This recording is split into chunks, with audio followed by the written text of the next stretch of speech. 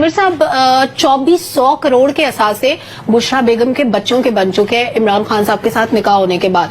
फिर जो बुशरा बेगम के भाई हैं अहमद मुश्तबा, उनके भी कुछ करप्शन स्कैंडल सामने आ रहे हैं। किस तरह उन्होंने ये जो निकाह हुआ था कासिम के अब्बा और बुशरा बीबी के दरमियान, इसके बाद कैसे उनके असासे एकदम से बढ़ना शुरू हुए। कब्जा माफिया के जरिए उन्होंने बड़ा पैसा बनाया और बहुत नोट छापे हैं उन्होंने। दोनों बहन भाई ने मिलकर कुछ जगहों पे इन्वेस्टमेंट की, बहुत बड़ी बड़ी जगहों पे। तो कासिम के अब्बा को हम देख रहे हैं कहीं से भी फिलहाल कोई रिलीफ मिलता नजर नहीं आ रहा। ना उनकी जेल से मुंतकिली हुई है, ना ही उनको कोई किसी किस्म की अभी उनकी हेयरिंग में डेवलपमेंट हो रही है। डू यू थिंक कि पॉलिटिकल सिनेरियो उनके फेवर में होगा अभी? देखिए सलमा, पहली बात तो ये है कि ये सारे जहां है कि उनके दौरे इक़्तिदार में जो पंजाब में होता रहा वो सबके सामने था। जिस तरह पोस्टिंग ट्रांसफर होती रही पैसे लेकर, वो भी सबके सामने था। 5 से 10 करोड़ रुपया जी, हमें खुलकर बात करनी चाहिए। जिस तरह उनके देखिए एसेट में इजाफा हुआ उसको इन्वेस्टिगेट होना चाहिए। अभी इत्तेफाक से मुझे नहीं पता था आप जो क्वेश्चन करेंगे, याद जब मैं फोन पे था तो मैंने आपको ये बात कही थी कि हमारे यहाँ लोग अमीर होते जा रहे हैं, रियासत और हुकूमत कमजोर होती चली जा रही है। उसकी बुनियादी वजह ये करप्शन है और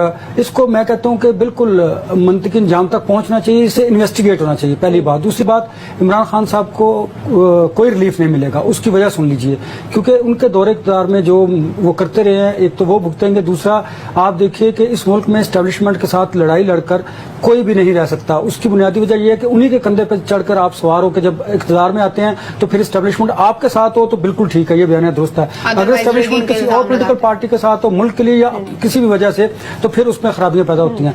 दूसरा, रिलीफ ना मिलने की वजह, मैंने आपको याद होगा हमने आपको कहा था उस वक्त भी कि अदालतों का जो रवैया है मुस्तकबिल में वो बड़ा काउंट करेगा आइंदा आम इंतखाबात में। उसकी कई वजूहात हो सकती हैं, उसकी डिटेल में मैं नहीं जाना चाहता। दूसरी बात, आपको याद होगा ये भी मैंने आपको कहा था जितने ये नाम लिए जा रहे हैं उनमें से कोई नाम नहीं होगा। ये वो नाम आया, इस पर जरा देख लीजिएगा, अनवारुल्लाह काकड़ का। एक तो वो एस्टेब्लिशमेंट के बहुत ज्यादा करीब है और तमाम पोलिटिकल पार्टीज जो हैं उनके साथ भी लाइन है। उनके नवाज शरीफ साहब के साथ भी बड़े अच्छे मरासिम है और आपको फुटेज भी चल रही होगी। 15 दिन पहले मरियम नवाज साहिबा से भी उन्होंने मुलाकात की है। अच्छा, पढ़े लिखे आदमी है, समझदार हैं, चीज़ों को जानते हैं और ये बात दुरुस्त है कि वो इसलिए तो निगरान सेटअप को उन्होंने दिया था कि इख्तियारात भी उनके बढ़ाए हैं।